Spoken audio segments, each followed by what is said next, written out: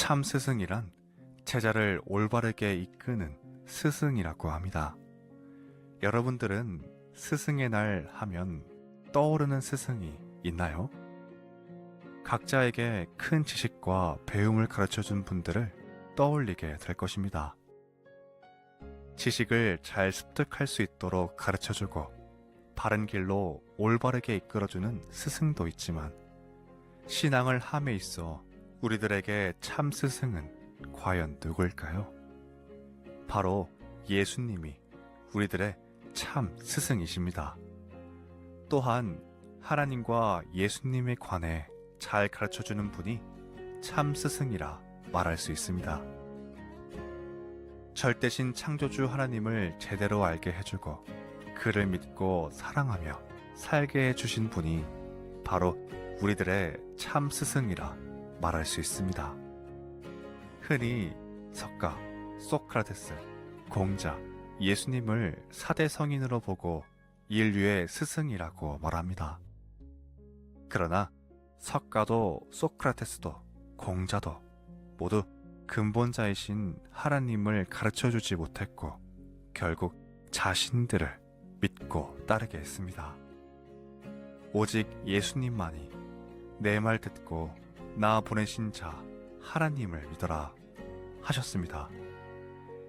요한복음 5장 24절 내가 진실로 진실로 너희에게 이르노니 내 말을 듣고 또 나 보내신 이를 믿는 자는 영생을 얻었고 심판에 이르지 아니하나니 사망에서 생명으로 옮겼느니라. 그래서 예수님은 인류의 최고의 스승이자 메시아입니다. 짧다면 짧고 길다면 긴 100년 인생에 하나님을 만나 영원토록 살아갈 수 있게 이끌어주신 하늘 스승께 감사하다 인사를 전해보는 건 어떨까요?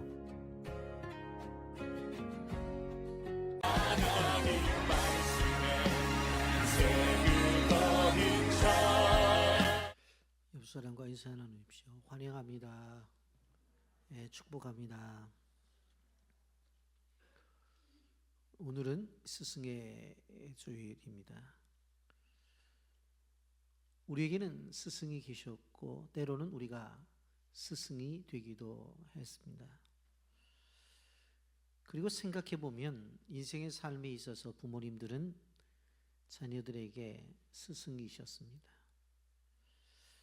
우리가 세상을 살아가면서 많은 스승을 두었지만 그러나 기억에 남는 스승이 누구인가? 손꼽힐 정도로 드문 게 사실입니다. 그 이야기는 좋은 스승을 만나기가 쉽지 않다는 이야기입니다. 우리 구주 되신 예수님은 메시아이시지만 동시에 스승이기도 하셨습니다. 그래서 성도들이 예수님의 제자가 되기 위해서 제자 훈련을 받기도 합니다. 제자는 스승인 예수님의 가르침을 본받고 따라가는 사람들입니다. 여러분, 오늘 스승의 주일을 맞이해서 이 스승과 제자에 관하여 좀 생각해 보면서 은혜를 나누고자 합니다. 구약 성경 속에서 훌륭한 스승과 제자의 모델이 되는 사람이 있다고 한다면 엘리야와 엘리사입니다. 그들은 하나님의 사람이었으며 주님에게 귀하게 쓰임을 받았던 사람인 것을 보게 되어집니다. 여러분, 엘리야의 인생이 이제 막바지에 들었을 때에 하나님께서 엘리야에게 길을 떠나라고 말씀을 하십니다. 처음에는 베델로 가서 그 다음에는 여리고로 가고 그리고 그 다음에는 요단에 이르라고 말씀하실 때에 이제 그 길을 따라간 한 사람이 있었습니다. 바로 제자 엘리사였습니다. 엘리야와 엘리사의 관계를 보게 되어지면 평소 때도 늘 같이 있었지만 마지막 때에 같이 있었다고 하는 것을 볼 수가 있습니다. 엘리야가 사역하던 시대는 이스라엘 역사상 가장 악한 왕이었던 아합 왕이 통치하고 있었을 때에 선지자로서 사역을 하고 있었던 때였습니다. 그가 힘든 사명을 다 마치고 이 엘리사에게 하나님께서 큰 선물을 하나 주시는데 그 선물이 다름이 아닌 죽음을 보지 않고 하나님의 나라로 가는 것이었습니다. 사실 죽음을 보지 않고 하나님 나라에 간다고 하는 것은 바로 극히 드문 케이스인데 그것을 바로 누가? 엘리야가 그러한 축복을 받았다고 하는 것입니다. 그런데 그 마지막 가는 순간을 엘리사가 끊임없이 따라다녔다는 이야기입니다. 오늘 보면 열왕기하 2장 1절과 2절을 보면 여호와께서 회오리 바람으로 엘리야를 하늘로 올리시고자 하실 때에 엘리야가 엘리사와 더불어 길갈에 나가더니 엘리야가 엘리사에게 이르되 청하건대 너는 여기 머물라 여호와께서 나를 베델로 보내시느니라 하니 엘리사가 이르되 여호와께서 살아계심과 당신의 영혼이 살아 있음을 두고 명하노니 내가 당신을 떠나지 아니하겠나이다 하는지라. 이에 두 사람이 베델로 내려가니 라고 말씀하고 있습니다. 여러분 오늘 본문을 보게 되어지면 엘리야가 사역을 하면서 단순한 사역이 아니라 여러 곳에 소위 선지학교라고 하는 신학교를 세워서 다음 세대들을 향해서 양육을 했던 것을 볼 수가 있습니다. 그래서 실질적으로 엘리야가 이제 하나님의 부르심을 받기 전에 자기가 세웠던 그 학교를 방문을 하고 그들과 교제를 나누는 것이 그 인생의 마지막 길이었던 것을 보게 되어집니다. 그래서 이제 그 길로 가게 되는데 엘리사가 따라오는 거예요. 그래서 뭐라고 말합니까? 2절 말씀에 보면 청하건대 너는 여기 머물라 여호와께서 나를 베델로 보내시느니라. 나를 저 베델로 보내는데 너는 여기 머물르라는 거예요. 그런데 엘리사는 스승의 말 속에 또 포기하지 않아요. 그리고 함께 가겠다고 말을 합니다. 엘리사는 지금까지 사역의 현장 속에서 함께 있었던 사람이었습니다. 그래서 그는 지금까지 사역 속에 함께 있는 것뿐만 아니라 우리 선생님이 가시는 마지막 길에도 자신이 동참하기를 원했던 거예요. 그래서 2절 하반절 말씀에 보면 엘리사가 이르되 여호와께서 살아계신과 당신의 영혼이 살아있음을 두고 맹세하노니 내가 당신을 떠나지 아니하겠나이다 하는지라. 엘리사는 뭔가 선생님에게 심상치 않은 일들이 일어날 것에 대해서 알고 있었습니다. 그런 상황 속에서 끝까지 함께 하고자 한 것입니다.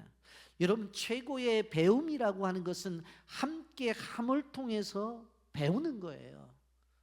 그 속에서 배울 수 있는 거예요. 예수님께서 예수님의 제자들을 가르칠 때에 야 오늘 오후 5시 되었으니까 퇴근하거라. 그리고 내일 아침 9시에 모여서 함께 사역을 시작하자. 그리고 하루 종일 일한 다음에 퇴근 시간이 되었구나 집에 가거라. 그렇게 하지 않으셨다는 거예요. 3년 이상을 어떻게 해야 돼요? 그들을 부르고 함께 밥을 먹고 함께 생활을 하면서 함께 생활을 했어요. 말씀을 가르칠 때 옆에서 제자들은 그것을 보았고 예수님께서 치료하는 현장 속에서 또 예수님의 제자들은 그것을 본 거예요. 이렇게 하는 거구나. 여러분 우리가 자녀들을 가르치게 되어지는데 부모들이 자녀들과 함께 할 때가 언제입니까? 어릴 때에 부모들과 함께하는 시간이 길어요. 시장 갈 때도 엄마 손 붙잡고 같이 가잖아요. 평일날 놀이터에 놀러 갈 때도 아빠 손 붙잡고 가잖아요. 이렇게 부모와 함께하는 시간이 어렸을 때 많다. 그런데 이 어렸을 때 함께하는 시간이 많아야 돼요. 그런데 왜 그러냐면 그런 시간들을 통해서 부모님들이 이 사회 속에서 행하고 있는 그 선한 행실들을 아이들이 봐야 된다는 거예요. 그래서 이 아이들이 컸을 때에 우리 아빠는 내가 어렸을 때 이렇게 했어. 우리 엄마는 내가 어렸을 때에 이렇게 했어. 그래서 부모들이 이 사회 속에서 선한 영향력을 끼치는 것들을 봐야 되잖아요. 그런데 어렸을 때나 보지 나이가 좀 크면 보냐고요. 아마 나이로 봐서 중학생 이상 된다고 하면은 야 엄마 아빠 어디 좀 가려고 그러는데 같이 가는 거. 아니 다녀오세요. 그러고 말지 안 따라간다니까. 야 그래도 맛있는 집 가는데 가서 맛집에 가서 맛있게 먹자. 드시고 오세요. 저는 집에 있어 그냥 있는 거 라면 끓여 먹을래요. 애들이 그러지 안 따라간다니까. 그럼 아무리 선한 부모로 할지라도 뭐 보여줘야 되는데 보여줄 기회가 없어요. 그래서 어릴 때 아이들과 함께 많은 일들을 경험해야 된다고 하는 것입니다. 이제 엘리야가 하늘에 올라가는 그러한 상황이 되었는데 엘리사만 안 것이 아니라 그 당시에 있는 소위 말하는 신학을 공부하는 모든 학생들은 다 알고 있었어요. 우리 3절에 보면 베델에 있는 선지자의 제자들이 엘리사에게 나와 그에게 이르되 여호와께서 오늘 당신의 선생을 당신의 머리 위로 데려가실 줄을 아시나이까 하니 이르되 나도 또한 아노니 너희는 잠잠하라. 베델에 있는 신학교의 모든 학생들이 엘리사에게 그렇게 이야기를 하는 거예요. 여호와께서 오늘 당신의 선생님인 엘리야를 하늘로 데리고 올라가실 텐데 당신 압니까? 그러니까 나 안다 그렇게 말을 해요. 선지자는 다른 동일한 표현의 예언자라고 우리가 이렇게 말을 할 수가 있는데 이미 그들은 지식적으로 알고 있었다는 거예요. 이미 엘리야 선지자가 하늘로 올라갈 것에 대해서 지식적으로 알고 있었다고 하는 것입니다. 우리가 생각해 보면 엘리야가 처음 사역을 시작할 때에 홀로 아합과 싸우잖아요. 그런데 이제 보니까 수 없는 신학생들이 바로 엘리야 옆에 있었던 것을 보게 되어집니다. 왜 그랬을까? 왜 그랬을까? 엘리야 선지자가 자신이 그 어려운 상황 속에서도 선지자의 사역을 감당을 하면서도 느꼈던 것은 어떻게 되었든지 간에 선교사가 있어야 된다는 거예요. 그래서 어떻게 생각을 했어요? 이것이 힘든 일이고 이것이 고단한 일이지만 그러나 이것이 가치 있는 일이기 때문에 많은 사람들을 모아서 가르쳐야 되겠다는 생각을 한 것이에요. 그리고 많은 사람들이 또 힘들고 어렵지만 이것은 영광스러운 일이기 때문에 행해야 되겠다고 생각을 해서 엘리야를 따라왔던 것을 볼 수가 있습니다. 그래서 세워놓은 학생들, 그 학생들을 향해서 엘리야가 마지막에 이제 베델에 있는 신학교에 가서 그 학생들과 교제를 하고 그 다음에 또 여리고에 있는 신학교에 가서 거기 학생들과 또 교제를 하고 또 요단에 있는 그 신학교에 가서 교제를 하면서 마지막에 일정을 지내고 있었던 것을 우리가 보게 되어집니다. 여러분 그런데 그 신학을 공부하는 사람들이 그 선생님이 하늘로 올라가게 되어질 텐데 엘리사에게 아냐고 물어봤어요. 그랬더니 나도 아노니 너희는 잠잠하라. 그렇게 이야기를 합니다. 여러분 이러한 움직임 속에서 엘리야는 끊임없이 자기의 제자였던 엘리사를 그대로 있는 장소에 있기를 원해요. 그런데 끊임없이 따라가요. 4절 말씀, 엘리야가 그에게 이르되 엘리사의 청하건대 너는 여기 머물라. 여호와께서 나를 여리고로 보내시느니라. 엘리사가 이르되 여호와께서 살아계신과 당신의 영혼이 살아있음을 두고 맹세하노니 내가 당신을 떠나지 아니하겠나이다 하니라. 그리고 여리고에 이르매, 야, 하나님께서 나를 다시 여리고로 보내. 그러니까 힘드니까 너 여기 그냥 있어. 그랬더니 엘리사가 뭐라고 말하냐면, 여호와의 살아계심과 당신의 영혼이 살아있음을 두고 맹세하는데 나는 당신 떠나지 않겠다고 하는 거예요. 그리고는 따라가는 것입니다. 갔더니 뭐라고 말을 해요? 여리고에 있는 제자들이 이렇게 얘기를 하는 거예요. 5절 말씀에 보면 여리고에 있는 선생님의 제자들이 예수에게 나와 이르되 여호와께서 오늘 당신의 선생을 당신의 머리로 데려가실 줄을 아시나이까 하니 엘리사가 이르되 나도 아노니 너희는 잠잠하라. 아니, 베델에서 여기까지 쫓아왔다고. 그럼 뭘 쫓아왔냐고. 이제 선생님 하늘로 올라갈 텐데 굳이 쫓아다닐 필요가 있냐고. 조금 있으면 올라갈 텐데. 그랬더니 뭐라고 말하냐면, 엘리사가 나도 알거든. 좀 잠잠하고 있어. 내가 몰라서 쫓아온 거 아니라니까. 가만히 있으라고. 그렇게 이야기를 하는 것입니다. 이제 다시 요단으로 내려갑니다. 그런데 엘리사는 끝까지 엘리야를 쫓아가는 것을 볼 수가 있습니다. 여러분, 스승에게 무엇인가를 배우려고 하는 사람은 이런 악착함 같음이 있어야 되는 거예요. 어떻게 보면 쉽게 단념해서는 배우지를 못해요. 배워주고자 하는 사람들에게는 열정이 있어야 되고 각오가 있어야 돼요. 그래서 이제 엘리야와 엘리사가 최종 목적지인 요단에 도착을 하게 되어집니다. 여기 요단에 엘리야와 엘리사 두 사람만 있었던 것이 아니라 조금 멀리 50명의 제자들이 있었던 것을 보게 됩니다.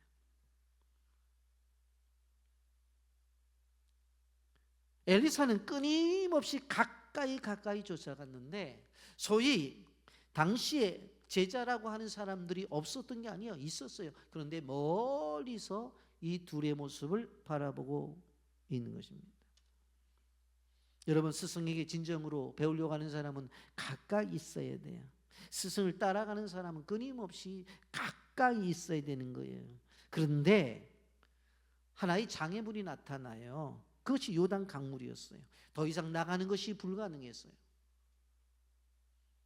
그랬더니 엘리야가 갑자기 겉옷을 벗더니 그 옷을 가지고 이 강물을 치니까 그 강물이 갈라지는 거예요. 그리고는 야 가자 그러고 가는 거예요. 그래서 줄줄줄줄 엘리사가 따라간 거예요. 8절 말씀입니다.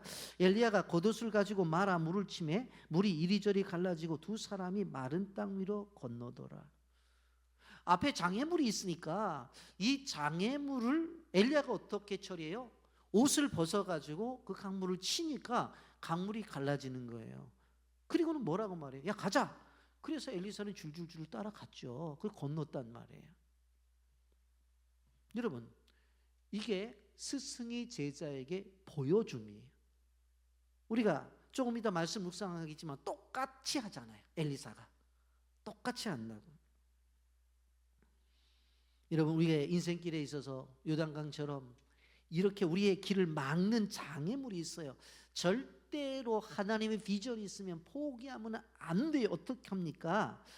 엘리야처럼 우리의 주신 것들을 가지고 강을 갈라서라도 어떻게 해야 돼요? 건너야 된다고 하는 것을 기억하시기를 바랍니다. 모세가 홍해를 향해서 지팡이를 가리킬 때 홍해가 갈라진 것처럼 엘리야는 자기 겉옷을 벗어서 그 강물을 치니까 갈라졌다는 거예요. 여러분 앞을 가로막는 어떤 장애물이 있다고요? 여러분, 기도하면 여러분이 가지고 있는 것을 가지고 주님의 능력으로 갈라진다는 사실을 기억하시기를 바랍니다. 이 축복이 있기를 바랍니다. 이러한 상황 속에서 이제 엘리야 선지자가 올라가게 되어지는데 엘리야가 엘리사에게 뭘 얘기해요? 나 이제 하나님 나라 갈 텐데 이제 마지막으로 내가 내게 좀 뭘 해줬으면 좋겠느냐, 그렇게 말할 때 2배의 능력을 구합니다. 본문의 내용 보십시오. 9절 상반절, 건너매 엘리야가 엘리사에게 이르되 나를 내게로 데려감을 당하기 전에 내가 내게 어떻게 할지를 구하라. 구하라고 그랬어요. 그랬더니 엘리사가 9절 하반절에 엘리사가 이르되 당신의 성령이 하시는 역사가 갑절이나 내게 있게 하소서 하는지라. 당신의 성령이 하시는 역사가 갑절이나 내게 있게 해달라고 그렇게 말을 합니다. 우리가 잘못 생각하면 어떤 생각이 들어요? 엘리사가 욕심이 많다, 그런 생각을 가질 수가 있어요. 그런데 우리는 그렇게 생각하면 안 돼. 엘리사는 실질적으로 엘리야를 따라다니면서 보았던 거예요. 정말 그 아합왕이 통치하는 그 사회 속에서 그 영적인 외로움, 혼자 싸워야 되는 것들을 그는 보았던 거예요. 수많은 고난 속에서 자기 스승인 엘리야가 어려움을 당하는 것을 보았던 거예요. 선생님의 그 사역을 보면서 이제 내가 그 사역을 이어받아야 될 텐데 그 사역을 내가 맡았다고 한다면 나는 선생님이 가지고 있는 그 능력의 2배의 능력을 받지 않고는 이 어려운 사역을 할 수 없다고 하는 생각을 가진 거예요. 그래서 2배의 능력을 구한 것이지 이건 단순한 욕심이 아니에요. 분명 그거 엘리야가 하던 일들을 엘리사 자신이 해야 될 건데 지금 선생님이 가지고 있는 그 일들을 바라보면서 너무나 힘들고 어려운 것들을 눈으로 봤잖아요.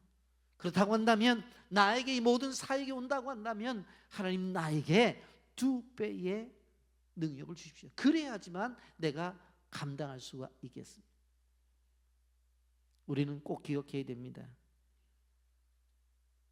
실질적으로 자꾸 우리는 우리가 가지고 있는 현재의 능력에 맞춰서 일을 하려고 그래요. 이것 좀 하시죠 권사님, 이것 좀 하시죠 집사님. 목사님 저를 몰라서 그렇습니다. 저는 그만한 능력이 없습니다라고 얘기를 해요. 그런데 아셔야 되는 것이 진정한 그리스도인은 자기의 능력에 맞춰서 일을 하는 것이 아니라 일에 맞추어서 능력을 구하고 하나님이 더 크신 능력을 주시는 것을 가지고 하나님의 일을 하는 거예요. 아멘 좀 하세요. 자꾸 부족하다고 연약하다고 목사님 내 허리가 어떤 줄 아세요? 내 다리가 어떤 줄 아세요? 누웠다가 일어나는 것도 힘들어요. 자꾸 자기 형편을 얘기해. 그래서 자기 형편에 맞춰서 일을 하다 보니까 주님의 일도 허리가 아파. 주님의 일도 머리가 아프다니까. 그게 아니라 하나님이 원하시는 것은 무엇입니까? 오늘 엘리사처럼 무엇입니까? 주어진 일들을 바라보면서 능력을 구해야 되는 거예요. 2배 달라고, 그래야지 일할 게 아니냐고 이러한 사실을 알아야 돼요. 하나님 우리를 향해서 끊임없이 요구하는 것이 무엇입니까? 주님을 더 뜨겁게 사랑하래. 주님은 우리를 향해서 더 친밀해지기를 원해요. 더 친밀해지기를 원해. 주님께서는 우리 인생을 통해서 더 하나님 앞에 드려지는 걸 원해. 끊임없이 주님은 우리에게 뭘 요구하시는 줄 아세요? 더. 시간을 드리잖아요. 야, 시간 좀 더 내라. 주님은 그렇게 말씀하세요. 물질을 드리잖아요. 좀 더 낼 수 없냐? 더 드릴 수 없냐? 그렇게 이야기를 해요. 하나님은 욕심이 많으셔요. 끊임없이 우리에게 요구하는 것들은 더예요. 그러면 그 더 요구하시는 그 주님 앞에 우리는 어떻게 되어져요? 더 큰 능력을 받아야 되는 거지.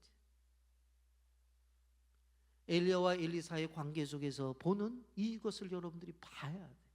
2배의 능력은 단순한 욕심이 아닙니다. 그런데 우리는 그런 생각을 해요. 멀리 바라보던 제자들과는 달리 가까이 따라간 엘리사를 보세요. 그렇다면 엘리야가 완벽해서 따라갔나요? 그게 아니에요. 엘리사를 통해서 역사하시는 하나님 믿기에 따라간 거예요. 여러분, 우리가 기억해 봐야 돼요. 우리가 엄마 아빠가 있는데 아버지로서 완벽하기 때문에 아빠라고 부르고 어머니로서 완벽하기 때문에 엄마라고 불러요? 한번 생각해 보라고. 지원자매 옆에 엄마랑 딱 붙어 있는데 엄마는 나를 낳아야 돼. 맞아, 엄마야. 그러면 두 번째 엄마는 진자리 마른 자리를 다 해결해 주셔야 돼. 엄마는 내가 먹고 싶을 때 종류별로 해서 이유식을 시켜줘야 돼. 다 조건이 맞아서 엄마라고 그러냐고. 아니잖아요. 스승도 마찬가지예요. 예? 문제가 하나도 없어야지 스승이라고 말할 수 있느냐고요. 다만 그와 하나님이 함께 하시는 것이 보여지면 그 사실을 인정하고 우리가 겸손히 그 앞에서 배우는 거예요. 세상에서는 완벽한 사람이 없어요. 세상에 완벽한 부모도 없다는 것처럼. 여러분, 우리가 단중과 약점이 있음에도 불구하고 겸손히 배우려고 하는 것은 그 사람이 겸손 때문에 그런 거예요. 그 겸손한 마음을 가지고 있는 사람에게 하나님이 은혜를 주신다고 하는 것을 우리는 기억해야 되는 것입니다. 다른 선지자의 제자들처럼 멀리 떨어져 있으면, 구경만 하고 있으면 안다니까. 엘리야 선지자가 올라갈 것을 안다니까. 그래서 졸졸졸졸 따라가고 있는 엘리사에게 그렇게 물어보는 거예요. 조금 있으면 선생님 올라갈 텐데 뭐라 그렇게 쫓아다니냐고. 근데 엘리사가 뭐라고 해요? 나도 안 되니까 좀 조용히 하라고. 왜?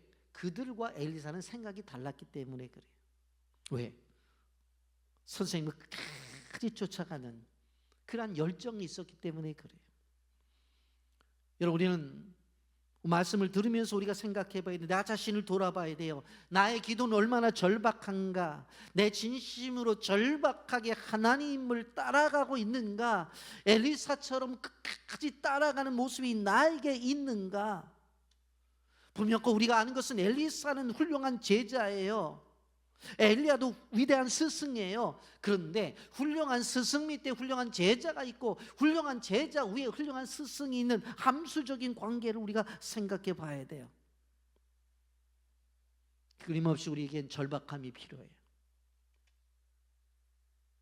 여러분, 때로는 절박하지 않아도 이루어질 때가 있어요. 하나님이 해주셨다는 생각은 가져요. 그것도 믿어요. 근데 뭐 내가 별로 기도한 것도 아닌 것 같아. 그냥 필요한 건 사실인데 근데 어느 날 되어졌어. 그런데 중요한 것은 뭐냐면 장기적으로 보면, 깊이 보면 그거 좋은 일이 아니에요. 왜 그러냐면 기도해서 되어지지 않은 것들은 자꾸 우연이라고 생각하고 어떻게 되어져요? 그 속에 자기의 교만이 들어와요. 내가 이 정도니까 그냥 뭐 하나님이 알아서 해주시는 거지. 그래서 기도가 중요한 거예요. 여러분, 우리는 절대로 매달리는 기도가 필요하다는 걸 알아야 돼. 열정 있는 기도가 필요하고 열정으로 은혜를 사모하고 열정으로 하나님의 능력을 구해야 된다는 거예요. 세상을 이길 수 있는 능력, 죄를 이길 수 있는 능력, 시험과 유혹을 이길 수 있는 능력을 달라고 간절히 구해야 된다고 하는 것입니다. 근데 엘리야가 뭐라고 말을 해요? 2배나 달라고 그러니까 알았다, 내가 주마. 그러지 않고 그 능력이 나에게 있는 것이 아니라 하나님에게 있다고 이야기해요. 2장 10절에 보면 이르되 내가 어려운 일을 구하는도다. 그러나 나를 내게서 데려가시는 것을 내가 보면 그 일이 내게 이루어지려니와 그렇지 아니하면 이루어지지 아니하리라. 영적인 능력은 엘리야가 줄 수 있는 것이 아니라 오직 하나님만이 주실 수가 있다고 하는 것입니다. 하늘에서 내려와야지만 된다고 하는 것입니다. 그러면서 어떤 일이 벌어집니까? 하늘에서 불수레와 불말이 내려와서 두 사람을 갈라놓죠. 그리고 회오리 바람을 타고 엘리야는 승천하게 됩니다. 11절 말씀에 보면 두 사람이 길을 가더니 말하더니 불수레와 불말들이 두 사람을 갈라놓고 엘리야가 회오리 바람으로 하늘로 올라가더라. 그렇게 말을 해요. 여러분, 우리가 생각하는 과학적 사고로, 이성적 사고로는 납득이 되어지지 않죠. 근데 성경은 말하잖아요. 여러분, 하나님이 개입하시면 초이성적이고 초상식적인 현상이 벌어지는 거예요. 아무리 우리가 이해하려고 해도 이해가 되지 않는 일들이 우리의 삶 속에서 벌어지는 이유가 무엇입니까? 하나님이 개입하시기 때문에 그래요. 우리는 그것을 사모해야 되는 거예요. 어떻게 인생을 살아가면서 죽음의 고통이 없이 하늘 세계로 올라가냐고요. 그런데 성경에서 말씀하시죠. 우리는 하나님을 믿는 사람들이 물론 이 세상을 살아가면서 사람들이 할 수 있는 일들을 하는 사람들이에요. 그것이 우리의 삶의 주류를 이루어요. 그러나 더욱더 기억해야 될 것은 뭐냐면 우리가 하나님을 믿는다면 내가 하는 일이 아니라 하나님이 하는 일을 우리가 경험하며 살아가야 된다는 거예요. 그게 하나님의 사람이에요. 앞집 아저씨도 잘하고 옆집 아저씨도 잘하고 뒷집 아저씨도 다 하는 것을 내가 한다면 그게 무슨 하나님의 역사예요? 그냥 다 하는 거지. 근데 아무도 못해. 근데 하나님이 나를 통해서 역사하셔. 그게 중요한 거예요. 그게. 여러분, 연세 80, 90을 넘기신 우리 나이 드신 분들을 한 가지 공통적 기도 제목이 뭡니까? 돌아가실 때 잠자듯이 거의 돌아가시는 것. 병에 수년 걸리게 되어지면 자식들에게 민폐 끼치고 얼마나 힘들어요. 자기도 힘들고. 치매에 걸리게 되면 자기가 낳은 여태까지 자기가 키운 자식도 모르고 못 알아보잖아요. 누구시냐고 그러고 아저씨 누구시냐고 아줌마 누구냐고 그러고 얼마나 힘들어요. 예? 그래서 미리 예방 기도를 해야 돼요. 엘리야처럼 다 이렇게 편안하게 가도록. 부모를 모시는 자녀들도 예방 기도를 해야 돼요. 자신만 기도하는 것이 아니라. 여러분, 이 엘리야가 우리에게 주는 또 하나 중요한 것은 뭐냐면 성도의 삶의 마지막은 이 땅이 아니라는 거예요. 올라가는 거예요. 이런 많은 사람들이 우리가 공동묘지 가면 여기에 묻혔다고 그렇게 말을 하잖아요. 그게 마지막이라고 생각해. 그러잖아요. 낙골당에 가보면 계시잖아요. 사진도 있고 거기가 마지막이라고 생각해. 엘리야를 통해서 우리에게 가르쳐 주는 것은 이 땅이 마지막이 아니라 가는 데가 있다. 그걸 가르쳐 주는 거예요. 이런 그 다음에 하나 우리가 생각해 볼 것은 엘리야의 옷으로 어떤 역사가 벌어지는지. 엘리사는 엘리야와 헤어질 때 소리를 치죠. 12절에 엘리사가 보고 소리 지르되 내 아버지여 내 바지여 이스라엘의 병거여 마병이 하더니 다시 보이지 아니하는지라. 이에 엘리사가 자기 옷을 잡아 돌로 찢고 그랬어요. 엘리야가 올라가니까 어떻게 해요? 아버지 그러면서 병거와 마병이여 그랬어요. 병거와 마병이라고 하는 것은 나라를 지키는 군사력을 이야기하는 거잖아요. 아니 이제 엘리야 선지자가 올라갔으니 이 나라를 어떻게 할 것인가. 우상숭배로 가득 찬 이 나라, 외교적으로 보면 적국이 늘 호시탐탐 누리고 있는 이 나라를 도대체 어떻게 할까. 지금까지는 저렇게 하나님의 사자였던 엘리야 선지자가 지켜냈는데 어떻게 할까. 여러분, 그 나라를 지켰던 것은 당시 국왕인 아방이 아니었다는 이야기입니다. 오늘 우리도 마찬가지입니다. 정치, 경제, 사회, 문화 아주 심각하잖아요. 그리고 6월 3일 날 우리가 대통령 선거를 하잖아요. 물론 지금까지 정책을 잘 세워서 지금까지 나라를 잘 이끌어온 지도자들이 있어서 이 나라가 이렇게 세워진 것 분명해요. 그러나 우리가 알아야 될 것은 무엇인가 하면 이 나라가 이만큼 안정되게 성장된 것은 하나님의 은혜였다고 하는 것입니다. 나라와 민족을 위해서 기도하는 이름 없는 영적 거인들이 있었기 때문에 이 나라 이 민족이 이렇게 유지될 수가 있었다고 하는 것입니다. 여러분, 우리는 다른 것으로 싸우는 존재들이 아니라 기도로 싸우는 존재예요. 국방력 있고 경제력을 이야기하고 수많은 것들을 이야기하지만 아무리 그런 것들이 있다 할지라도 주님이 도우시지 아니하면 이길 수가 없다고 하는 것입니다. 그래서 깨어나 기도해야 되는 거예요. 조국과 조국 교회를 위해서 우리가 애써서 부르짖어야 되는 거예요. 그럴 때 승리가 오는 거예요. 이제 엘리야 시대는 끝났습니다. 이제 엘리사 시대가 왔습니다.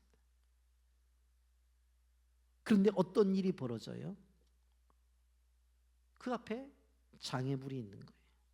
그때 그가 어떻게 그것을 해결하는지를 보세요. 13절입니다. 엘리야의 몸에서 떨어진 겉옷을 주워가지고 돌아와 요단 언덕에 서서, 14절에 보면 엘리야의 몸에서 떨어진 그의 겉옷을 가지고 물을 치며 이르되 엘리야의 하나님 여호와는 어디 계시나이까 하고 그도 물로 치매 물이 이리저리 갈라지고 엘리사가 건너니라. 누가 했던 거예요? 엘리야가 했던 거잖아요. 엘리야를 따라가면서 본대로 그대로 엘리사가 하잖아요. 그리고 무엇을 가지고 합니까? 엘리야가 가면서 겉옷을 하나 벗어놓고 갔다. 그 겉옷을 가지고 얼마 전에 했던 대로 똑같은 방법으로 치니까 요단강이 갈라지는 거예요. 여러분 얼마나 불안했겠어요? 절박했겠어요? 그런데 가르쳐 준 대로 하니까 역사가 나타나잖아요. 여러분 배움의 가장 빠른 길은 뭐냐면 눈으로 보고 그대로 따라가는 거예요. 대표적인 게 뭐예요? 도제대도라고 해서 도제 시스템이 있잖아요. 장인들 밑에 가서 그대로 배우는 거잖아요. 그렇잖아요. 도자기 예를 든다면 흙을 고를 때는 어떤 흙을 고르고 그 흙을 선택해서 반죽은 어떻게 하고 그래서 그릇을 만들고 이것을 구울 때는 몇 도에 굽고 이것을 끄집어냈을 때는 어떻게 끄집어내서 몇 시간을 둔 다음에 유액을 발라라. 뭐 다 이렇게 가르쳐 주잖아요. 그걸 보고 하는 것이 아무리 이론을 갖고 해도 잘 안 돼요. 그 밑에 가서 배워야 되는 거지. 저는 목회하면서 조금 이해가 되지 않는 것들이 가끔 나타나요. 아유, 저 권사님은요 음식에 자격증이 많아요. 그래요? 그래가지고는 보면 일식 자격증, 한식 자격증, 중식 자격증, 아마 자격증이 많아. 그런데 음식에 해놓으면 맛이 없어. 이해가 안 돼. 오히려 권사님들이 된장찌개 끓여놓는 게 훨씬 맛있다니까. 왜? 지금까지 배워왔던 대로 그대로 하기 때문에 그런.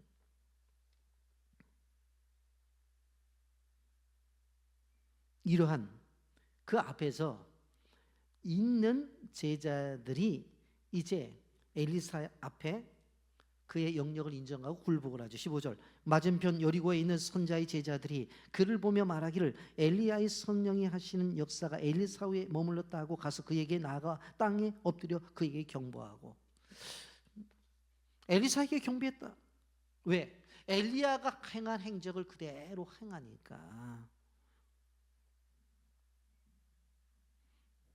엘리야가 남긴 영적 유산을 엘리사가 받았다고 하는 것을 그들은 알게 되었던 거예요. 보물과 보아는 그 가치를 아는 사람만이 할 수가 있는 것입니다. 그런데 하나의 일이 벌어져요. 뭐라고 말을 하냐면 한 50여 명 자체가 뭐라고 말하냐면 엘리사에게 와서 엘리야 선지자가 올라갔는데 아무래도 의심쩍 되는 거예요. 어디 올라가다 떨어져서 계실 것 같대. 그러니까 시신을 찾아야 된다는 거예요. 그러니까 엘리사가 올라갔다고 아무리 찾아도 없다고 이거 찾아보겠다는 거예요. 그래서 어떻게 해요? 엘리사가 하도 귀찮게 하니까 한번 찾아보라고 내보내요.